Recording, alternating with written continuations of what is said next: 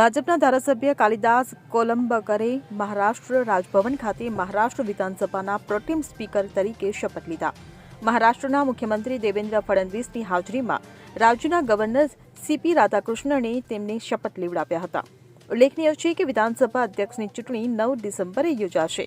ત્યારબાદ દેવેન્દ્ર ફડણવીસની આગેવાની હેઠળની મહાગઠબંધન સરકાર વિશ્વાસમત માંગશે. ફડણવીસે ગુરુવારે સાંજે રાજ્યના મુખ્યપ્રધાન તરીકે શપથ લીધા હતા, જ્યારે ભાજપના નેતૃત્વ હેઠળના મહાયુતિ ગઠબંધનના નેતાઓ એકનાથ શિંદે અને અજીત પવારે દક્ષિણ મુંબઈના આઝાદ મેદાન ખાતે એક ભવ્ય સમારોહમાં નાયબ મુખ્યપ્રધાન તરીકે શપથ લીધા હતા. ત્યારે હવે રાજ્ય વિધાનસભાનું શિયાળુ સત્ર 16 થી 21 ડિસેમ્બર દરમિયાન નાગપુરમાં યોજાશે. Bureau report, Gujarat fight news. હવે જુઓ દેશ દુનિયાની તમામ ખબરો તમારી આંગળીના ટેરવે. ઉઠાવો મોબાઈલ અને ગૂગલ પ્લે સ્ટોર પરથી ડાઉનલોડ કરો અમારી CN24 ન્યૂઝ મોબાઈલ એપ.